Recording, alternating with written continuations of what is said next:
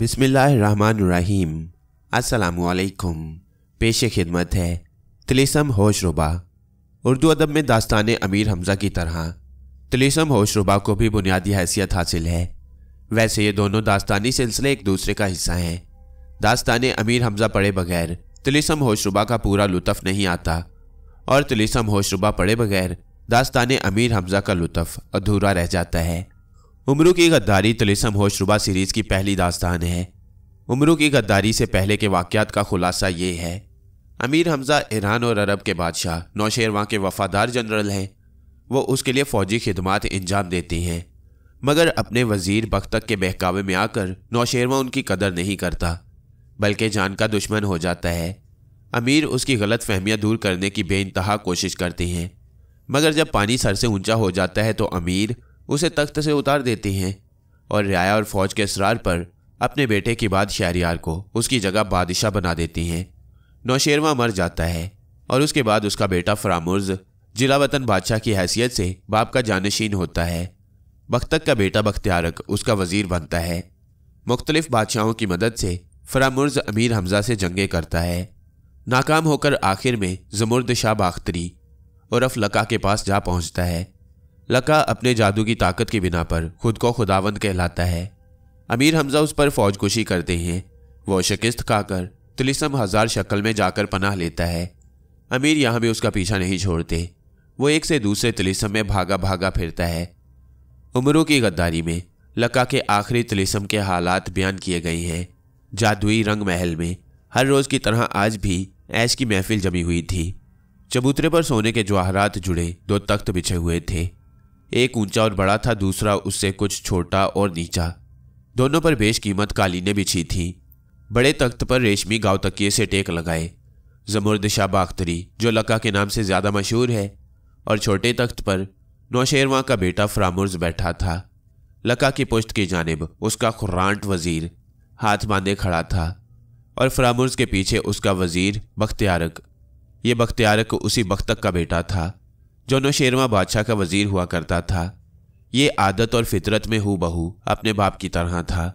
जिस तरह बख्तक हमेशा नौशेरवां को अमीर हमज़ा के खिलाफ बहकाया करता, उसी तरह बख्तियारक भी फरामुर्ज को भड़काता रहता। पहले तो उसने नामी ग्रामी पहलवान और ज़बरदस्त फ़ौजें तैयार करा के अमीर हमज़ा पर चढ़ाइयाँ कराईं, मगर जब अमीर ने उनकी सारी कुव्वत तबाह कर दी तो वह फरामुर्ज को लेकर ज़मुर्द शाह बाख्तरी लक्का की खिदमत में हाजिर हो गया। लक्का ने अपनी ताकत, हुकूमत और जादू के ज़ोम में खुदाई का दावा कर रखा था। बड़े बड़े जादूगर और जालिम और काफिर बादशाह उसे अपना खुदा मानते। बख्तियारक के कहने में आकर फरामुर्ज भी उस पर ईमान ले आया। लक्का ने दोनों को अपना मुसाहिब खास बना लिया। साथ ही ये भी तसल्ली दी कि वो अमीर हमज़ा को बर्बाद करके उनका मुल्क उन्हें बख्श देगा। अमीर हमज़ा को जब ये हाल मालूम हुआ और उन्होंने लक्का के खुदाई दावे की खबर पाई तो उनकी गैरत ईमानी जोश में आई। इस फितने को मिटाना उन्होंने अपना फ़र्ज जाना। एक ज़बरदस्त लश्कर तैयार करके आंधी और तूफान की तरह लक्का के मुल्क पर हमलावर हुए। हौलनाक लड़ाइयाँ हुई। लक्का ने हर तरह पूरा जोर लगाया, अपनी झूठी खुदाई का हर फंदा चलाया, मगर जब कुछ बन ना पाया तो मुकाबले से भागा और मुसाहिबों और वफादारों की एक जमात के साथ तिलिस्म हजार शक्ल में जा छुपा। तिलिस्म हजार शक्ल पर लक्का को बड़ा नाज था। वो इसे अपनी नाकाबिले फ़तह पनाहगाह समझता। हर चंद के अमीर हमज़ा उसका पीछा करते हुए इस तिलिस्म की हदों में दाखिल हो चुके थे और अल्लाह ताला की मदद से कामयाबियों पर कामयाबियां हासिल करते चले जा रहे थे। मगर लक्का को तिलिस्म के इंतज़ामात पर इतना भरोसा था कि उसके चेहरे पर फ़िक्र और परेशानी की झलक तक न दिखाई देती। वह बड़ी लापरवाही से रंग महल में ऐशो इशरत में मशगूल रहा करता। आज भी उसकी महफिल गर्म थी। खूबसूरत कनीज़ें ज़र्क बर्क लिबास पहने रक्स कर रही थीं। चाको चौबंद गुलाम तरह तरह के मेवों, फलों और कबाबों के तश्त हाथों में लिए दाएं बाएं खड़े थे। तख्त के सामने फर्श पर परियों की एक टोली अपने कमालात दिखा रही थी। लक्का की तरह फरामुर्ज भी रक्सो मौसीकी से पूरी दिलचस्पी दिखा रहा था, लेकिन जाने क्या बात थी कि कभी कभी अचानक वो कांप उठता। उसका चेहरा एकदम जर्द पड़ जाता और वह सख्त बेचैन और परेशान दिखाई देने लगता। उसकी यह हालत देखकर लक्का बदमज़ा हो रहा था। एक बार जब अचानक फरामुर्ज सर से पैर तक कांप उठा और फिर मुड़कर खौफजदा निगाहों से तख्त के पीछे दीवार के बंद दरवाजे को घूरने लगा तो लक्का खुद पर काबू न पा सका।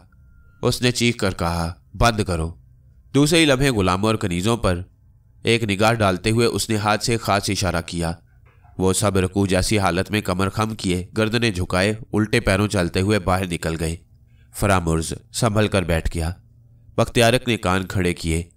लक्का का वजीर अपनी लंबी सफ़ेद दाढ़ी पर जल्दी जल्दी हाथ फेरने लगा। नौशेरवां के बेटे, लक्का ने फरामुर्ज से कहा, क्या हमारी नेमतें बेमज़ा हैं?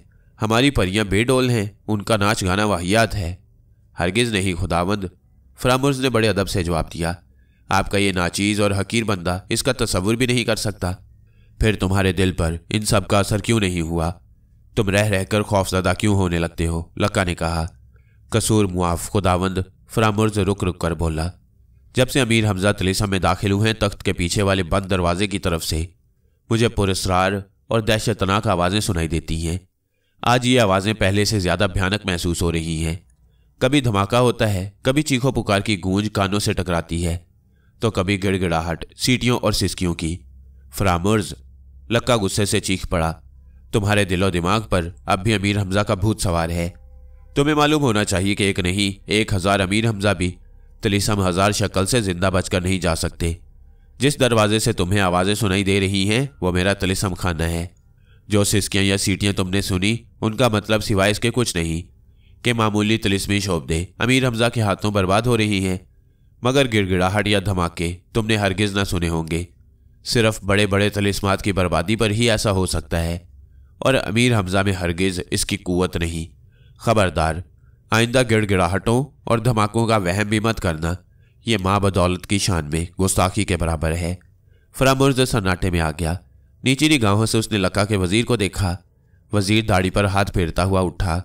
सामने आकर उसने लक्का के तख्त को बोसा दिया और अदब से कहने लगा, खुदावंदे आलीजा, फरामुर्ज सच कहता है। धमाकों की आवाज़ें मैंने भी सुनी हैं। हमें गाफिल नहीं रहना चाहिए।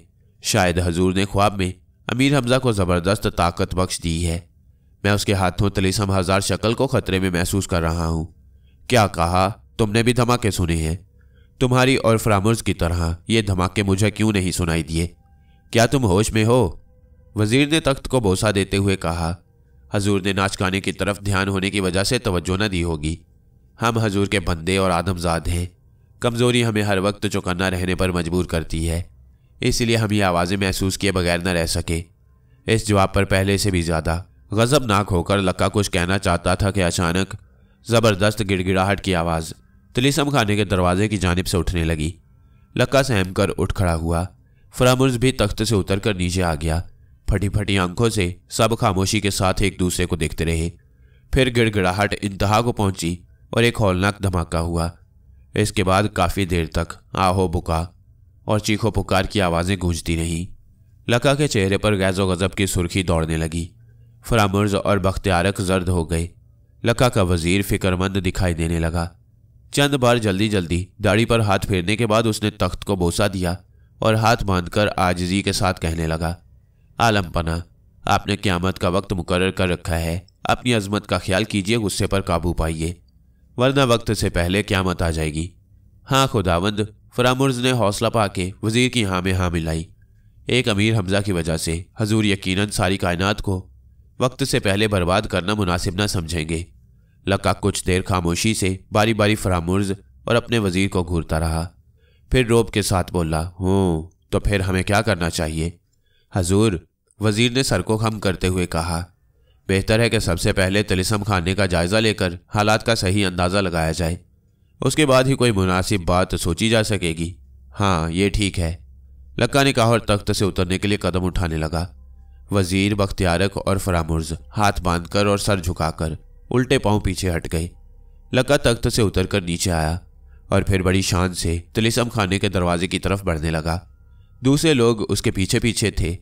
दरवाजे के सामने रुक कर लक्का ने कनखियों से अपने वजीर और फरामुर्ज की तरफ देखा और फिर आहिस्ता से अपना दायां हाथ दरवाजे के पट पर रख दिया। एकदम दरवाज़ा निगाहों से गायब हो गया। अब एक बड़ा खला सबकी निगाहों के सामने था, मगर धुएं के मरगोलों के सिवा और कुछ दिखाई न देता। अलबत्ता दर्दनाक चीखों और सिसकियों की आवाज़ें कानों से टकरा रही थीं। ऐसा मालूम हो रहा था जैसे सैकड़ों बदरूहें दम तोड़ रही हैं। लक्का और उसके साथी उस कला के सामने इस तरह बेहिस हरकत खड़े होकर रह गए जैसे किसी ने उन्हें पत्थर का बना दिया हो। आखिर कुछ देर बाद रफ्ता रफ्ता आहों और हिचकियों की आवाज़ें बंद हो गईं। धुएं के मरगोले गायब हो गए और खला की जगह एक बहुत बड़ा हॉल सा नजर आने लगा। उसमें दर्जा बदर्जा 5 लंबे चौड़े चबूतरे बने हुए थे। हर चबूतरे पर अजीब अजीब शक्लों के 200 बुत थे। पहले दर्जे के बुतों का कद छोटा था, दूसरे दर्जे के बुतों का उससे बड़ा। इसी तरतीब से 5वें दर्जे पर जो बुत थे वो सबसे ज़्यादा ऊंचे और लंबे चौड़े थे। कुल मिला के सब 1000 बुत थे। उनमें से 4 दर्जों के बुत टूट फूट चुके थे।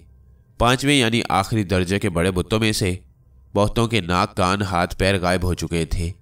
सही सालम बड़े बुत किसी सूरत से भी 40 से ज़्यादा न थे। उनमें से भी चंद एक के नथनों और कानों से हल्का हल्का धुआं निकलने लगा और चंद एक के मुंह से इस तरह की आवाज़ें निकल रही थीं जैसे वो हाँफते हुए अपना आखिरी सांस लगा रही हों। साफ जाहिर था कि अमीर हमजा तिलिस्म 1000 शक्ल को बहुत बड़ी हद तक तबाह कर चुके हैं और जो बाकी बचे हैं वो भी आखिरी दमों पर हैं। फरामुर्ज ने यह मंजर देखा तो उसकी आंखों में अंधेरा छा गया। मौत उसे अपने सामने खड़ी दिखाई देने लगी। गुस्से में आकर उसने शिकायत और नफरत के साथ बख्तियार को इस तरह देखा जैसे कह रहा हो, मुझे यह दिन सिर्फ तेरी वजह से देखने पड़े। लक्का का हाल अजीब था, न उसे अपना होश रहा न अपने साथियों का। हवन्नुकों की तरह कभी वो एक बुत को देखता, कभी दूसरे को। कभी उसकी निगाहें किसी सालम बुत पर जमकर रह जाती, कभी किसी टूटे हुए बुत के ढेर पर। कभी वो पहले दर्जे के बुतों की कितारें गिनने लगता, कभी 5वें दर्जे के बुतों की। फिक्र और दहशत लक्का के वजीर के चेहरे से भी झलक रही थी, मगर उसके होशो हवास कायम थे। दाढ़ी पर तेजी के साथ हाथ फेरते हुए वो कुछ सोचता भी जा रहा था। आखिर जब खासी देर गुजर गई तो वो लक्का के सामने दो जानू हो बैठा और उसकी कुबा को दोनों हाथों से उठाकर बोसा देते हुए बोला, आलम पना, ख्वाब में ज़रूर हजूर ने हमजा को ज़बरदस्त आसमानी ताकत अता फरमाई है। उसी ताकत के ज़रिए उसने ये तबाही मचाई है। अब शायद तिलिस्म 1000 शक्ल की बची खुची रुकावटें भी उसका रास्ता ना रोक सकें। हजूर का यहाँ ठहरना किसी तरह मुनासिब नहीं। जिस कदर जल्द मुमकिन हो हमें यहाँ से दूर निकल जाना चाहिए। लक्का का चेहरा जोश से सुर्ख हो गया। वो अपने दामन को वजीर के हाथों से छुड़ाते हुए गरजा, बेहया गुलाम, क्या तू ये कहना चाहता है कि मैं अपने ही एक हकीर बंदे के मुकाबले से डर कर भाग जाऊं? याद रख, बाख्तर से यहाँ मैं इसलिए चलाया था कि 2 दिन वो और खुश हो ले और फिर अपनी बेअदबी की सज़ा पाए। बेशक वो मेरी ही बख्शी हुई आसमानी ताकत के बल पर उछल रहा है, मगर क्या उसकी ये ताकत मुझ पर भी चल सकेगी? क्या मैं ये ताकत उससे वापस नहीं ले सकता? वजीर ने फौरन ही सजदा किया और फिर अदब से हाथ बांधकर अर्ज करने लगा, हजूर खुदावंदे खुदा हैं, जो चाहें कर सकते हैं। अमीर हमजा की क्या हैसियत जो हजूर पर गालिब आ सके? मगर जिस तरह दरिया को बख्शी हुई रवानी और सूरज को बख्शी हुई आग से महरूम कर देना हजूर की शान के खिलाफ है, उसी तरह अमीर हमजा से बख्शी हुई कुव्वत छीन लेना भी हजूर की फयाजी के खिलाफ है। अभी दुनिया हजूर के जानिसार बहादुरों से खाली नहीं। हजूर का कोई अदना फिदाई भी अमीर हमजा का गुरूर खाक में मिला सकता है। फिर हजूर को इसी जगह उसका मुकाबला करने की क्या ज़रूरत है? क्यों न यहाँ से निकलकर किसी ऐसी जगह क़याम फरमाए जो अमीर और उसके साथियों के लिए कब्रिस्तान बन जाए। कुछ भी हो, लक्का जोर से चिंघाड़ा, अपने एक बंदे से डर कर मैं दूसरे बंदे की पनाह में नहीं जाऊंगा। मैं खुदावंदे खुदा हूँ, देखता हूँ अमीर हमजा 1000 शक्ल के तिलिस्म कैसे फतह करता है। मैं उसे यही फना कर दूंगा। 999 तिलिस्म को बर्बाद करते ही अमीर हमजा सजदे में गिर गए। उन्होंने समझा कि यह 1000 शक्ल का आखिरी तिलिस्म था और इसे तबाह करके उन्होंने झूठी खुदाई के दावेदार लक्का और फितनों की जड़ फरामुर्ज और बख्तियारक के वजूद से दुनिया को पाक कर दिया। इस गलत फहमी की एक वजह गिनती की भूल थी। उन्हें सही नंबर शुमार याद नहीं रहा। दूसरा अहम सबब यह था कि इस तिलिस्म के मुहाफिज के कत्ल होने पर जो तूफान आया था वो बड़ा ही ज़ोरदार था और आहो बुका का शोर भी पिछले हर मौके से बहुत ज़्यादा था। अमीर इर्द गिर्द से बिल्कुल बेखबर होकर बड़ी देर तक शुक्राना अदा करते रहे। आखिरकार जब सजदे से सर उठाकर उन्होंने आंख खोली तो गर्दो गुबार साफ हो चुका था। चीखों पुकार की आवाज़ें गायब हो चुकी थीं। इधर उधर निगाह दौड़ाने पर उन्हें अंदाज़ा हुआ कि वो एक सरसब्ज इलाके में है।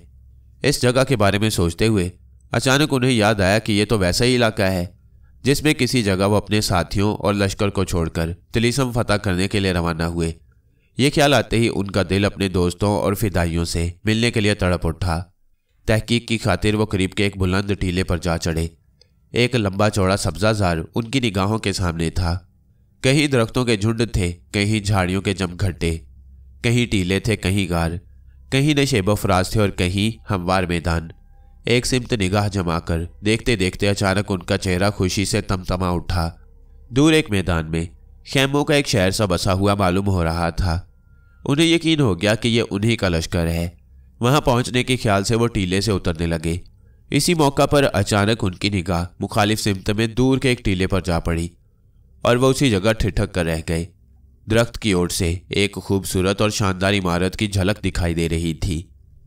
इस सन्नाटे की जगह पर यह इमारत उन्हें बड़ी पुरस्कार महसूस हुई। कुछ देर आगे देखते रहने के बाद उन्होंने पलटकर लश्करगाह की जानिब नजर की। जिस टीले पर वो खड़े थे वहां से दोनों मुकामात का फासला बराबर मालूम हो रहा था। जाने क्यों अब के ये लश्कर भी उन्हें पुरस्कार सा महसूस होने लगा।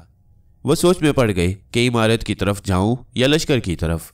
अमीर हमजा को अपने तौर पर यकीन था कि वो तिलिस्म को मुकम्मल तौर पर दीस्तो नाबूद कर चुकी हैं, मगर इस मौका पर वह जिस दुविधा में पड़ गए थे और लश्कर गाह और इमारत के बारे में जिस तरह शक करने लगे, उससे पता चलता है कि कोई गैबी ताकत अंदर ही अंदर उन्हें एहतियात बरतने की हदायत कर रही थी। यह भी मुमकिन है कि तबाहशुदा तिलिस्मात के नंबर शुमार के बारे में उन्हें अपनी गलती का एहसास हो गया हो और यही एहसास उन्हें यह सोचने पर मजबूर कर रहा हो कि लश्कर गाह और पुरस्कार इमारत कहीं बाकी रहे हुए आखिरी तिलिस्म का शोबदाना हो। काफ़ी सोच विचार के बाद उन्होंने इमारत की तरफ जाना ही मुनासिब समझा। मसलहत यह थी कि अगर लश्कर गाह में दोस्त की बजाय दुश्मन हुए तो तन्हा हजारों से लड़ना पड़ेगा।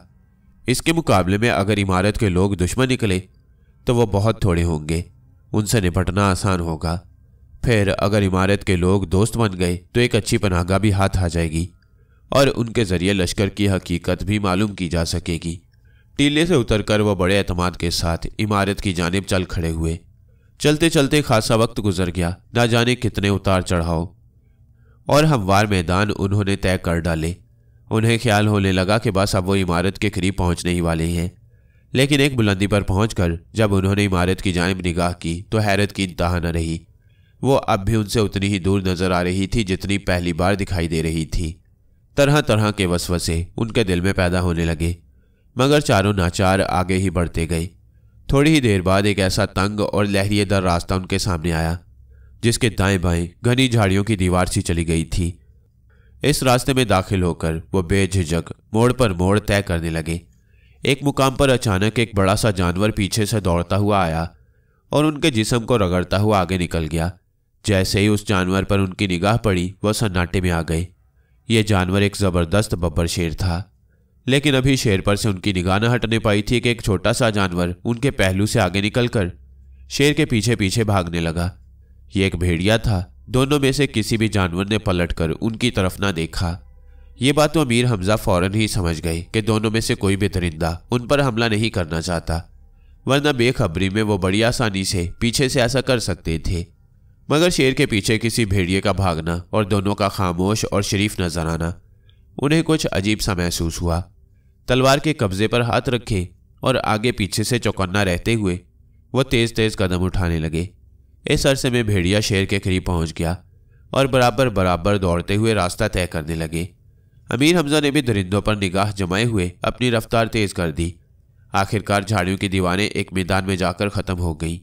यहाँ से दोनों जानवर दाएं जानिब घूमकर अमीर हमजा की निगाहों से ओझल हो गए।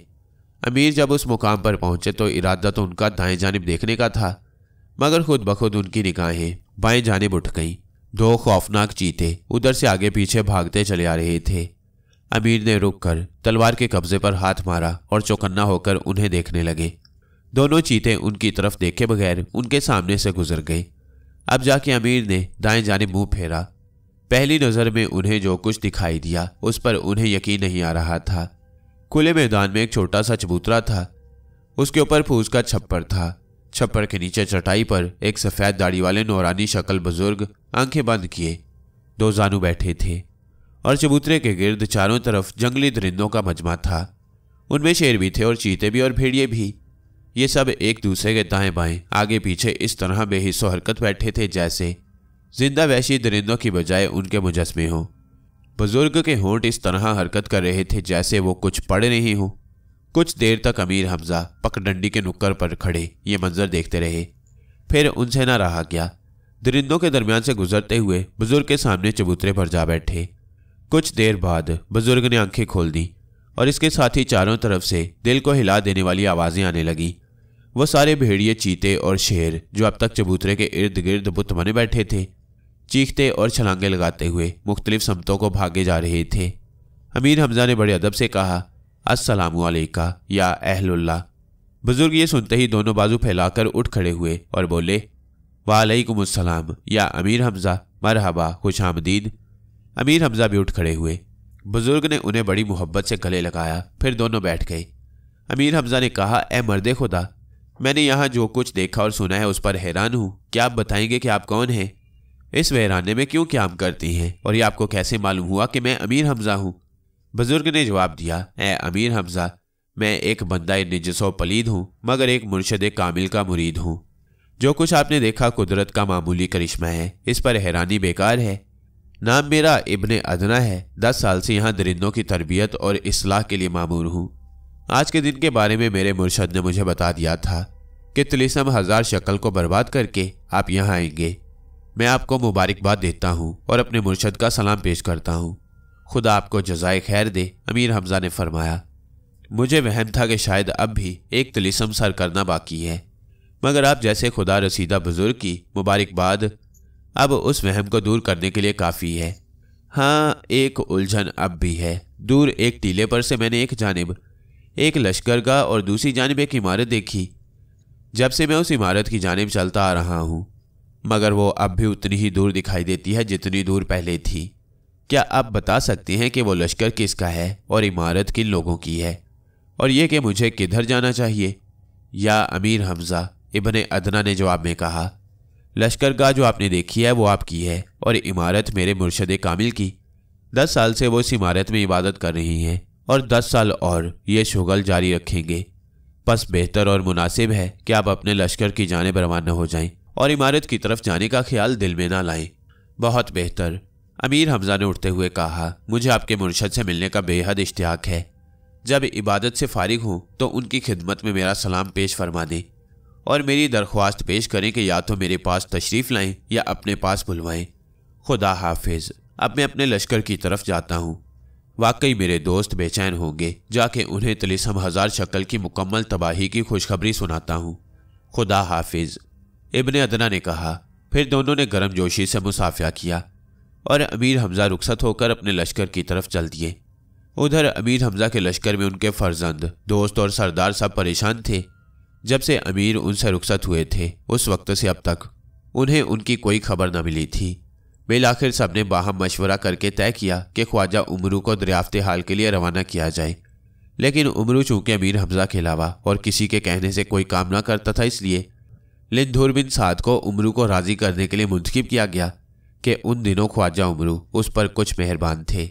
लिंधुर उमरू के खेमे के सामने अपने हाथी से उतरा तो उमरू के एक शागिर्द ने बढ़कर उसका इस्तकबाल किया और खुशामदाना लहजे में कहने लगा, ज़हे नसीब, ज़हे नसीब।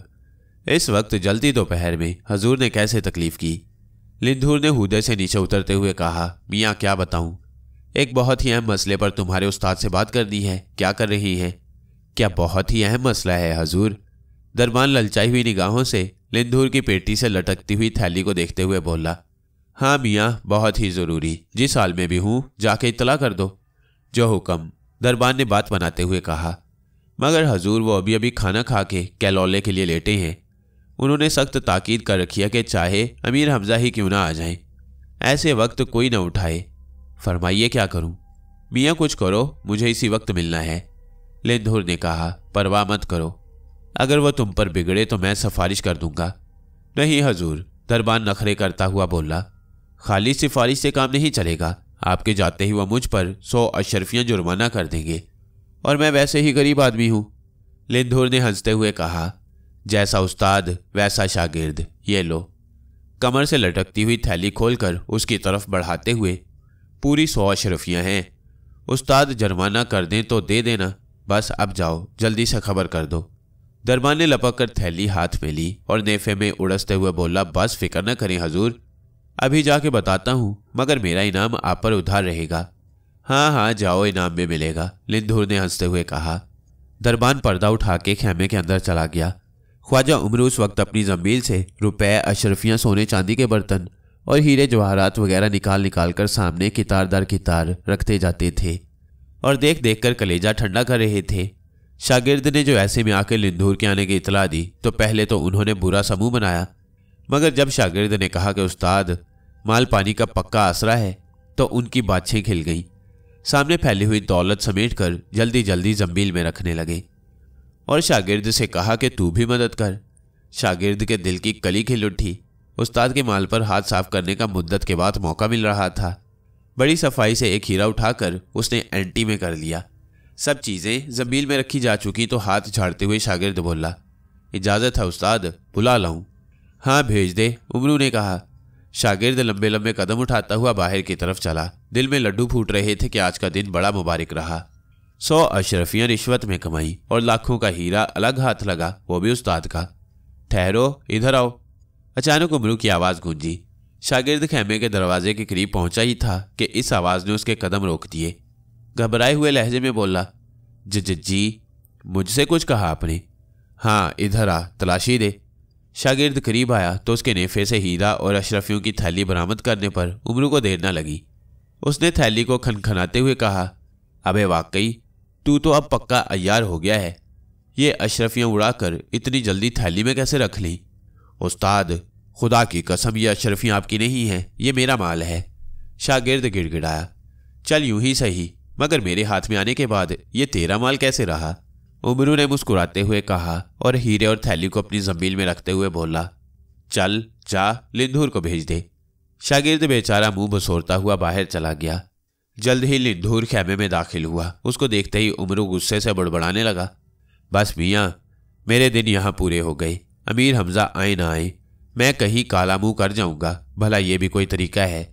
2 घड़ी आराम करना हराम हो गया है। जब जिसका जी चाहता है गर्दन से आकर पकड़ लेता है। ख्वाजा उमरू ना हुए, मिरासी या साइस हो गए। आखिर चाहते क्या हो तुम लोग? भाई उमरू गुस्सा मत करो, लिंधूर ने उमरू के बिगड़े तेवर देखकर कहा। मैं वैसे ही परेशान हूँ। अमीर हमजा का कुछ पता नहीं चलता। सारा लश्कर बेचैन है। सब ने सलाह करके मुझे आपके पास भेजा है। खुदा के लिए उठो और उनका कुछ पता चलाओ। अच्छा तो ये कहो, तुम सब मुझे कुर्बानी का बकरा बनाने पर तुले हुए हो? उमरू ने कहा। अमीर हमजा की तुम्हें बड़ी फिक्र है, मगर कभी मेरा भी एहसास किया है कि किन हालों में हूँ। भाई उमरू, ये आप क्या कह रहे हैं? कौन आपको अजीज नहीं रखता? खुदा न करे, क्या आपको कोई खास तकलीफ है? तो साहब ये है मेरे दोस्त लिंधूर बिन साद, अमीर हमजा के जानिसार, नामी ग्रामी पहलवान, शहनशाह हिंद। उमरू ने कहा। मियाँ कर्जदार यहाँ चप्पे चप्पे में मुझे जलील करते फिर रहे हैं। पाई पाई को मोहताज हो रहा हूँ और इन्हें खबर ही नहीं। कहते हैं कोई खास तकलीफ है। कुर्बान जाऊं तुम्हारी हमदर्दी के। अब जाके लिंधूर समझा के ख्वाजा नखरे दिखा रही हैं। रकम के बगैर सीधी बात ना करेंगे। उसने कहा, ख्वाजा यारों से तकल्लुफ क्यों करते हो? जितनी रकम बोलो फौरन हाजिर कर दी जाएगी, मगर अब एक पल भी यहाँ ठहरने की ज़रूरत नहीं। कर्जा चुकाओ और सीधे अमीर की तलाश में निकल जाओ। बोलो कितनी रकम दरकार है? माफ़ करना लिंधूर भाई, कर्जदारों की सख्ती से कुछ मिजाज बिगड़ा हुआ था, वरना तुम जानते ही हो कि मैं कितना खुश इखलाक आदमी हूँ। अमीर हमजा के बारे में खुद भी परेशान रहता हूँ। कई बार जीमियाई के जाकर ढूंढूं, मगर ये कम वक्त कर्जदार रास्ता रोक लेते हैं। बस फिलहाल तुम 2 लाख रुपए का बंदोबस्त कर दो, बाकी बाद में देखा जाएगा। देखो भाई उमरू, मैं नकद रकम लेकर नहीं आया। लिंधूर ने अपने गले से सोचे मोतियों का हार उतारकर उसको देते हुए कहा, यह हार मैंने 4 लाख का खरीदा था, इसे रख लो और फौरन यहाँ से रवाना हो जाओ। लौट कर आओगे तो 2 लाख नकद देकर हार तुमसे वापस ले लूँगा। ये वापसी का झगड़ा क्यों?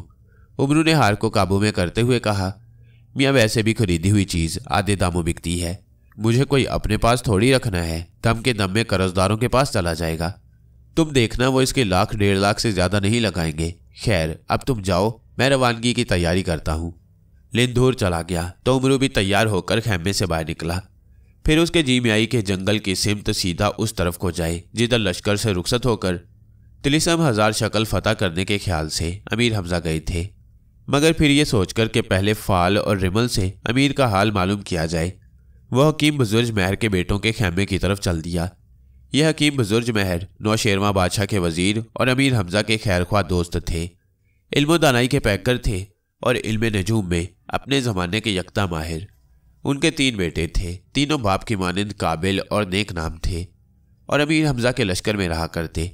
उमरू जब उनके खेमे में पहुंचा तो तीनों भाई किसी इल्मी मसले पर बहस कर रहे थे। उमरू को देखते ही वो इस्तकबाल के लिए उठ खड़े हुए। अरे चचा जान खैरियत, ये दोपहर के वक्त कैसे तकलीफ की? बड़े भाई ने कहा। कहिए, मिजाज तो अच्छी है, मंजला बोला। बहुत दिनों में दर्शन दिए, आइए तशरीफ रखिए, छोटे ने एक कुर्सी की तरफ इशारा करते हुए कहा। ख्वाजा उमरू कुर्सी पर फसकड़ा मारकर बैठ गए और तेवरियों पर बल डालकर तीनों भाइयों को घूरने लगे। उन्होंने खैर आफियत पूछनी शुरू की तो ख्वाजा एकदम चिढ़कर बोले, मियाँ यह क्या तरीका है? क्या बुजुर्गों से इसी तरह पेश आना चाहिए? परेशान चला रहा हूं और तुम जुबानी खैर आफियत पूछे चले जा रहे हो, हद कर दी। क्या तुम्हें नहीं मालूम कि जब कभी मैं तुम्हारे वालिद मरहूम के पास आया करता था तो जब तक वो बादाम का हलवा और शरबत अनार सामने ना रख देते एक लफ्ज़ नहीं बोलते थे। ये सुनकर तीनों भाई एक दूसरे की तरफ देखकर मुस्कुराए। फिर बड़े भाई ने कहा, मुआफ़ कीजिएगा चाचा जान, आपको अचानक देखकर हम कुछ सटपटा गए थे, अभी पेश करती हैं। ये कहकर उसने मुलाजमों को दोनों चीज़ें लाने का हुक्म दिया। थोड़ी देर में मुलाजिम चांदी के एक काब में बादाम का हलवा और चांदी के एक नक्शी कटोरे में शरबत अनार लेकर आया और तपाई पर उमरू के सामने रख दिया। उमरू ने दोनों चीज़ों को देखकर एक ठंडी सांस ली और कहने लगा, मियाँ किस्सा यह है कि अमीर हमजा की मुसलसल गैर हाजिरी से लश्कर बददिल हो रहा है। सबने मिलकर मुझे उनकी तलाश में जाने पर मजबूर किया है।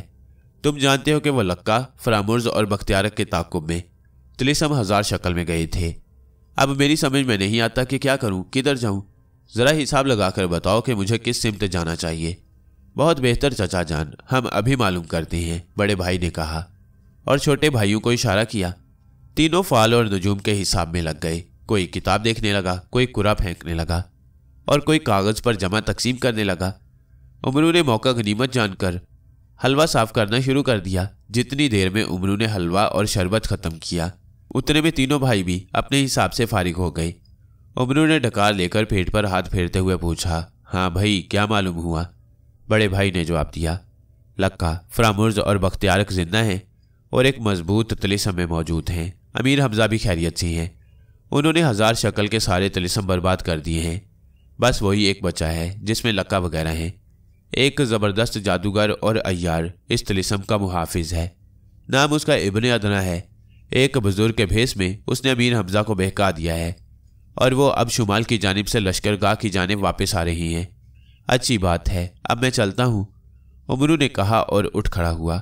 इस असना में मुलाजिम आकर चांदी के वो काब और कटोरा उठाने लगा जिसमें वो हलवा और शरबत लेकर आया था।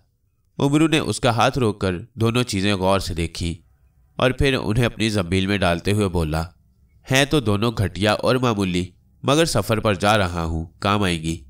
मुलाजिम ने बेबसी के साथ तीनों भाइयों की तरफ देखा। वो आंखें मिचकाते हुए मुस्कुराने लगे। उमरू तीर की तरह खेमे से बाहर निकल गया। अमीर हमजा तेज तेज कदम उठाते हुए लश्करगाह की जानिब बढ़ते चले आ रहे थे। फासला दम बदम कम होता जा रहा था। एक बुलंदी तय करते हुए वो अचानक रुक गए। उनका लश्कर उनकी निगाहों के सामने था। शक्लें बेशक अब भी ना पहचानी जा सकती थीं, लेकिन चलते फिरते हुए जानवर और आदमी साफ दिखाई देते। अमीर हमजा का चेहरा खिल उठा। उन्हें यकीन हो गया कि बेशक यह उन्हीं का लश्कर है। बुलंदी से उतरकर वो फिर आगे बढ़ने लगे, मगर अभी 10 कदम भी ना चल पाए थे कि एक चीज़ को देखकर ठिठक गए। लंबा पतला शख्स ढीला ढाला लिबास पहने हिरन की तरह तरारे भरता सामने से दौड़ा चला रहा था। उस शख्स को पहचानने में अमीर हमजा को बिल्कुल देर ना लगी। उनके लबों पर बेसाख्ता मुस्कुराहट फैल गई। आने वाला उनका बचपन का यार उमरू अय्यार था। वो उसे बगलगीर करने के ख्याल से अपने दोनों बाजू फैलाकर खड़े हो गए। उमरू नागवारी के साथ उनसे कई कदम के फासले पर रुक गया और उन्हें खामोशी के साथ अजनबी निगाहों से घूरने लगा। अमीर हमजा हैरान रह गए। उन्होंने बुरा मानते हुए उससे कहा, उमरू भाई, तुम्हें मेरा आना अच्छा नहीं लगा या किसी से लड़कर आ रहे हो? तुम्हें मुझसे ऐसी बातें करने का कोई हक नहीं, मैं तुम्हें नहीं पहचानता। उमरू ने रूखेपन से जवाब दिया, मेरा रास्ता छोड़ दो, बहुत ज़रूरी काम से जा रहा हूँ। अच्छा यार, ख़त्म करो नखरे को, अमीर हमजा ने आगे कदम बढ़ाते हुए कहा। लो, एक खुशखबरी सुनो। मैं तिलिस्म 1000 शक्ल तबाह कर आया हूँ। खुदाई का दावेदार जमुर्द शाह बाख्तरी माँ फरामुर्ज और बख्तियारक मरदूद के जहन्नुम वासिल हुआ। अब हम कल ही वतन रवाना हो जाएंगे। अच्छा, तो ये काम तुमने कर डाला? उमरू ने मुंह चिढ़ा कर कहा। हमने तो सुना था कि इसका सेहरा अमीर हमजा के सर बंधेगा। अबे गाउदी, अमीर हमजा ने बिगड़ते हुए कहा। तो फिर क्या मैं हमजा नहीं कोई और हूँ? हरगिज़ नहीं, उमरू ने भी चीखते हुए कहा। या तो तुम अमीर हमजा नहीं, और अगर हो तो हरगिज़ तुमने 1000 शक्ल को मुकम्मल तौर पर बर्बाद नहीं किया।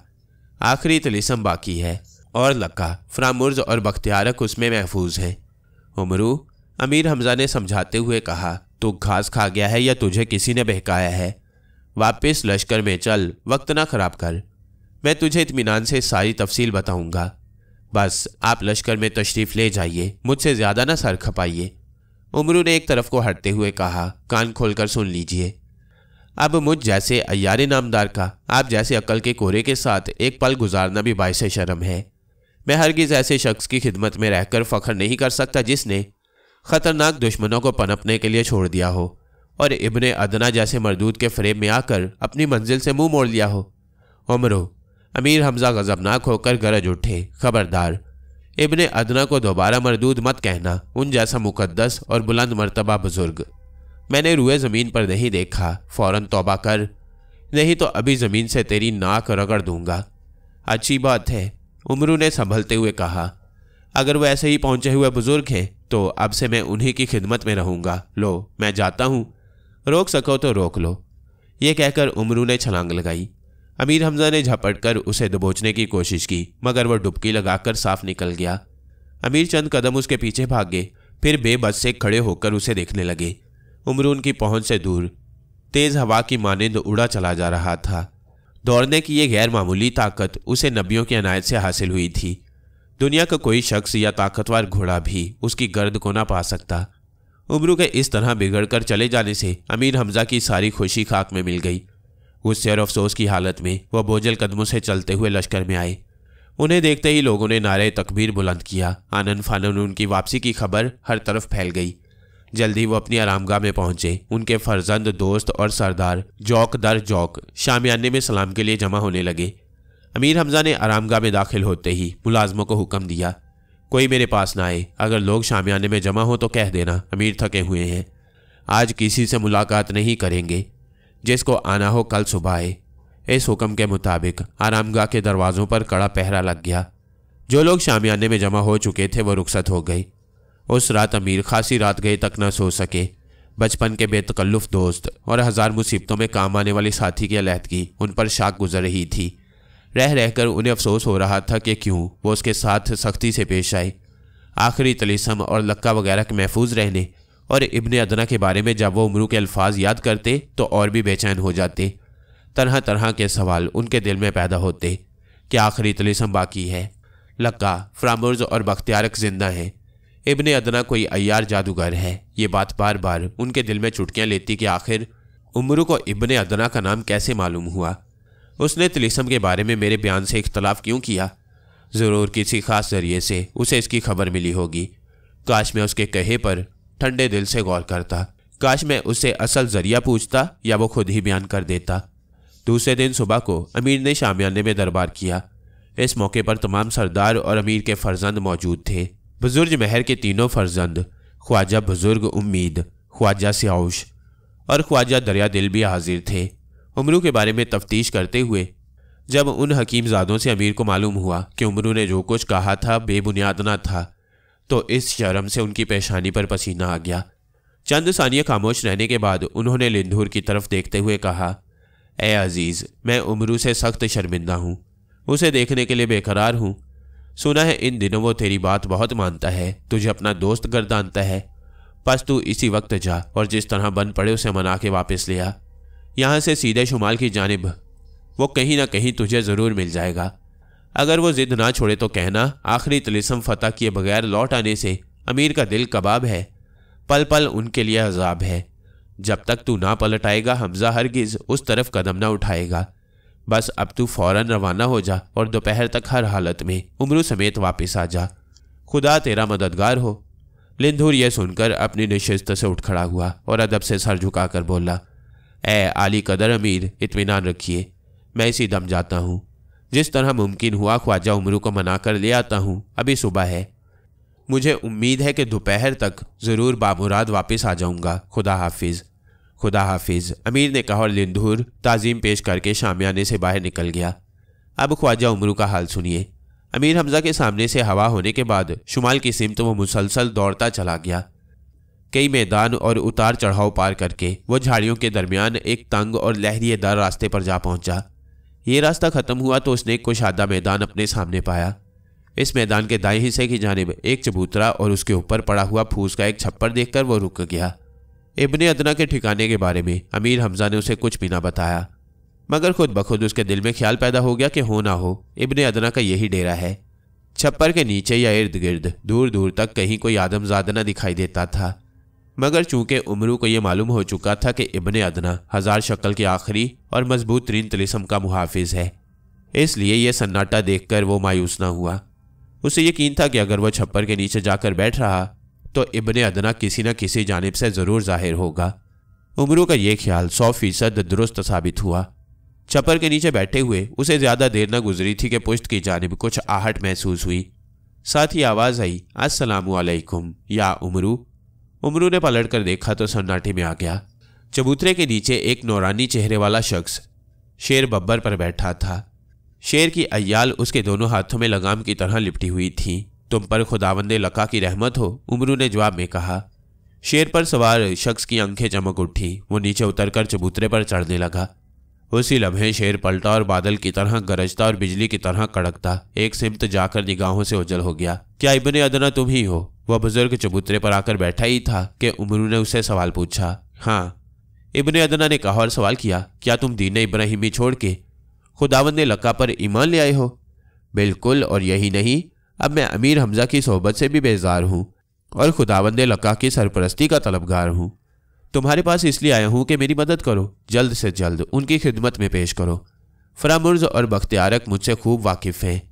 मुझे वह मुलाजमत पर आमादा पाते ही अपनी नाक का बाल बना लेंगे और तुझे भी निहाल कर देंगे। बस ये समझ ले, अमीर हमज़ा का जो आज नाम है वो सब मेरा ही काम है। मैं जिसका मुखालिफ हो जाऊं उसके मुकद्दर में खवारी है, जिसका दोस्त बन जाऊं उसी का पल्ला भारी है। ए उमरू, बयान करने की कुछ हाजत नहीं, तेरे बारे में मैं सब कुछ जानता हूं। इब्ने अदने ने कहा और चंद सानिये कुछ सोचकर फिक्रमंद लहजे में बोला, तूने मुझे बड़ी मुश्किल में मुब्तला कर दिया है। आखिरी तिलिस्म खुदावंदे लका की आखिरी पनाहगाह है। मैं नहीं चाहता कि किसी सूरत भी अमीर हमज़ा उस तरफ जाएं। यही वजह है कि कुछ देर पहले ये बात मैंने उनके दिल में बिठा दी है कि अब यहाँ कोई तिलिस्म बाकी नहीं है। अगर तुझे हमने अपनी पनाह में लिया तो उसको किसी न किसी तरह इसका पता चल जाएगा और वह ज़रूर तिलिस्म का रुख करेगा।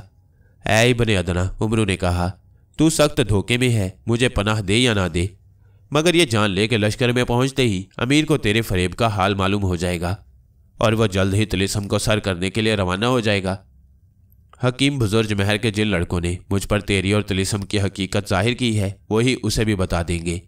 बस बेहतर यही है कि ये खुशफहमी तर्क कर और मेरी दोस्ती और अय्यारी पर भरोसा कर।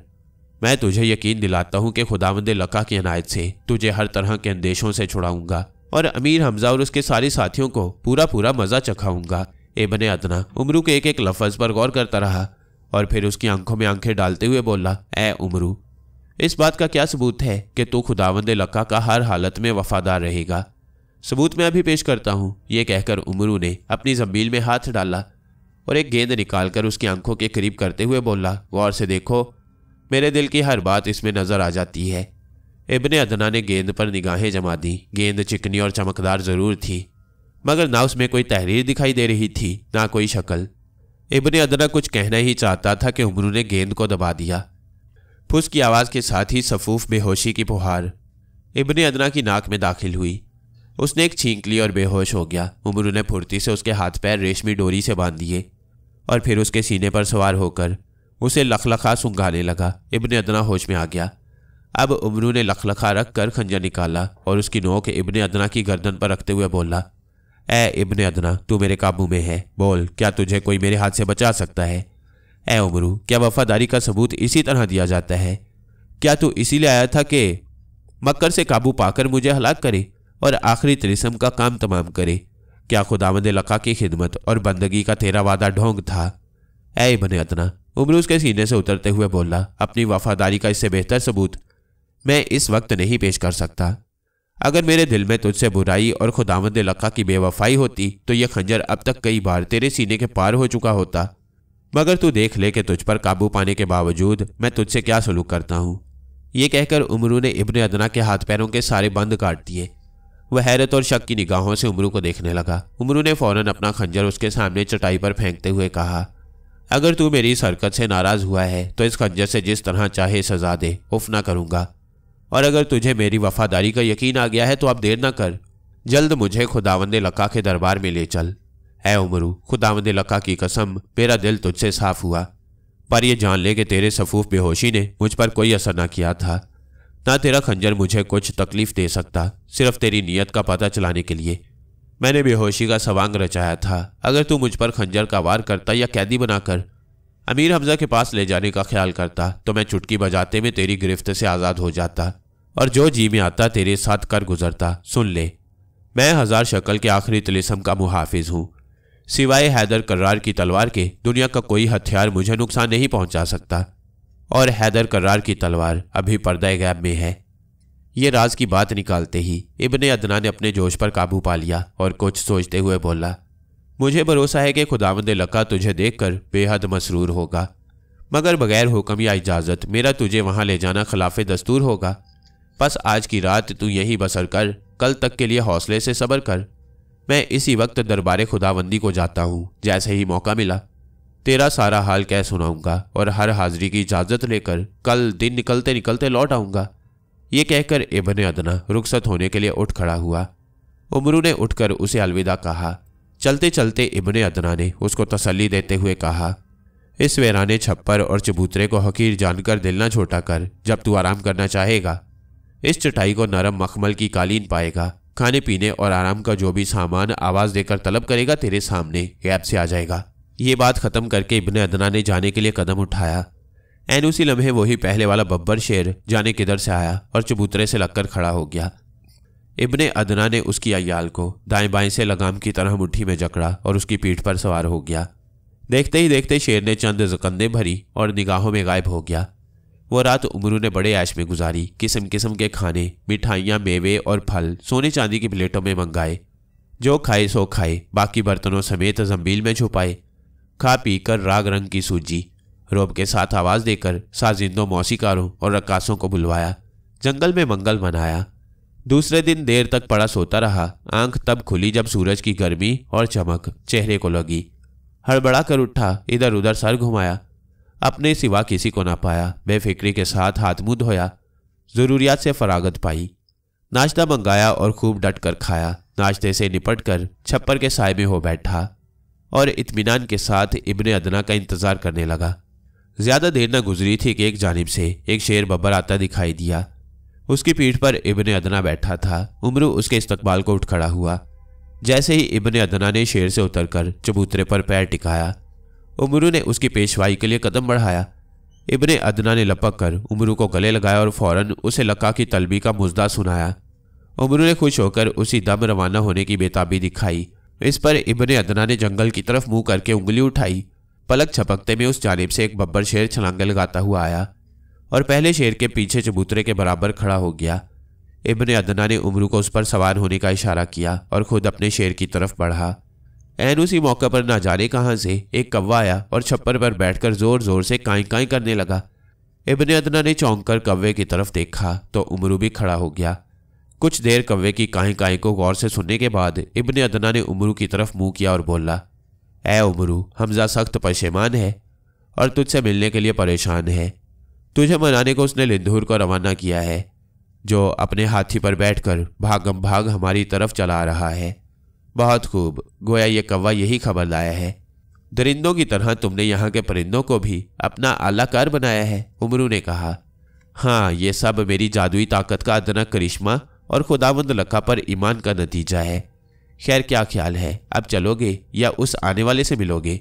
उमरू फिक्र में पड़ गया, मगर जल्द ही कुछ सोचकर बोला, चलना तो खैर है ही, क्यों ना लगे हाथों उस आने वाले से भी 2 बातें कर लूं, जली कटी सुनाकर दिल का कुछ और बोझ हल्का कर लूं।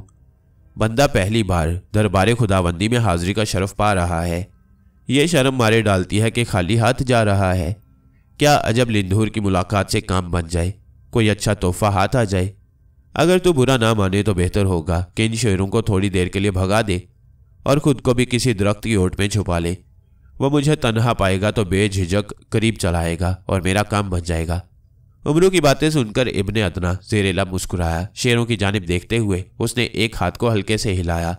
दोनों शेर एक साथ बगटुट भाग पड़े और देखते ही देखते जंगल में गायब हो गए। इसके बाद इब्ने अदना चबूतरे से नीचे उतरा, एक करीबी दरख्त की तरफ चला और फिर उसके तने की ओट में जा खड़ा हुआ।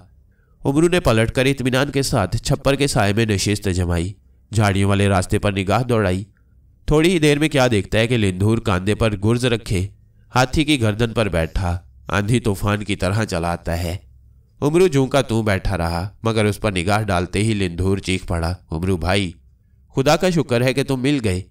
करीब पहुंचने पर जैसे ही वो हाथी की गर्दन से कूदकर चबूतरे पर आया तो उमरू ने हैरत जाहिर करते हुए खड़े होकर कहा, लिंधूर भाई खैरियत तो है? यह तुम्हारा क्या हाल है? ना हूद है ना अम्मारी, ना मुहावत है ना झोल। क्या तुम भी मेरी तरह अमीर हमजा से लड़कर आए हो? लिंधूर ने बढ़कर उमरू को गले लगाया और बोला, खुदा का शुक्र है, हर तरह खैरियत है। मैं अमीर से लड़कर नहीं बल्कि उन्हीं के हुक्म पर तुम्हें साथ ले चलने के लिए आया हूँ। तैयारी में देर लगती इसलिए किसी चीज़ की परवाह नहीं की। किसी मुहिम या जंग पर तो नहीं जाना था। अब खुदा के लिए उठो, एक पल की देर ना करो। मेरे इस हालत में आने की शर्म रखो, वापस चलो। अमीर को तुम्हारे साथ सख्ती से पेश आने का बड़ा दुख है, वह तुम्हारी राह तक रही है। दोनों काफ़ी देर तक एक दूसरे से शिकवा शिकायत करते रहे। आखिर उमरू वापस जाने पर राजी हो गया और लिंधूर की तारीफ करते हुए बोला, लिंधूर भाई आफरीन है तुम पर। दोस्त हो तो ऐसा हो। तुम सिफारिश ना करते तो हरगिज़ मेरा दिल अमीर हमजा से साफ ना होता। अच्छा हुआ टूटे दिल जुड़ गए। जिंदगी भर की वफादारी की आबरू रह गई, वरना मैं तो फैसला कर चुका था कि अमीर हमजा का साथ छोड़ दूंगा, लक्का की मुलाजमत इख्तियार करूंगा। बस मैं यहाँ से उस तरफ रवाना ही होने वाला था कि तुम आ गई। शुक्र है मैं भी गद्दारी और बदनामी से बच गया। लो, इसी खुशी में मुंह मीठा करो, फिर चलती हैं। ये कहकर उमरू ने जंबील में हाथ डाला। कुछ देर ना जाने क्या करता रहा। फिर जो हाथ बाहर निकाला तो मुट्ठी में 4 लड्डू थे। ये लड्डू लिंधूर को देकर उसने फिर जंबील में हाथ डाला। इस बार भी उसने 4 लड्डू निकाले, मगर इस मर्तबा पहले जितनी देर न लगाई। दोनों मज़े ले लेकर खाने लगे। आखिर में उमरू तो अपना सारा हिस्सा साफ करके इत्मीनान से हाथ मुंह पहुँचने लगा, मगर चौथा लड्डू हलक से उतारते ही लिंधूर का हाल गैर होने लगा। सर को झटक के वो खड़े होने के लिए उठा, मगर चकराकर लंबा लंबा लेट गया। उमरू ने करीब आकर उसे जोर जोर से हिलाया, मगर जब उसे पूरी तरह बेहोश पाया तो इब्ने अदना को आवाज़ दी। जिस दरख्त की ओट में वो छुपा खड़ा था वो चबूतरे से खासे फासले पर था, मगर वो ना सिर्फ उन्हें देख रहा था बल्कि जादू के जोर से उनकी गुफ्तगू का एक एक लफ्ज़ साफ सुन रहा था। लड्डू निकालने से पहले उमरू ने जो फ़िक्रे ज़ुबान से निकाले थे उन्हें सुनकर उसे यकीन हो गया कि उमरू का ख्याल पलट गया है। वह लक्का के बजाय फिर से अमीर हमजा की अतात पर कमर बस्ता हो गया है। इस बात पर वह गुस्से से अंदर ही अंदर खौलने लगा और उसे अपने जादू का निशाना बनाने की सोचने लगा। उमरू के आवाज़ देने पर वह दरख्त की ओर से निकला तो उसका चेहरा सुर्ख हो रहा था। आंखों से उमरू के लिए नफरत और हकारत की चिंगारियां निकल रही थीं। चबूतरे पर पहुंचकर जैसे ही उसने उमरू को मलामत करने के ख्याल से मुंह खोला, उसकी निगाह लिंधूर पर पड़ी। उसे बेहोश देखकर उसके अल्फाज हलक में अटक कर रह गए। उसने कहा, ए उमरू, ये क्या माजरा है? इसे क्या हो गया है? ये अमीर हमजा के लश्कर हर अव्वल का सरदार और बेमिसाल पहलवान है। मैंने इसे बेहोश कर दिया है। अब मैं इसे बांध कर ले चलूंगा और खुदावंद लक्का की खिदमत में बतौर तोहफा पेश करूंगा। ये कहकर उमरू ने रेशमी डोरी का गुच्छा निकाला, लिंधूर के पैरों को मजबूती से बांधा और उसे अपनी जमील में डालकर उठ खड़ा हुआ। चंद लम्हे बाद शेरों पर सवार होकर दोनों लक्का के तिलिस्म की जानिब उड़े चले जा रहे थे।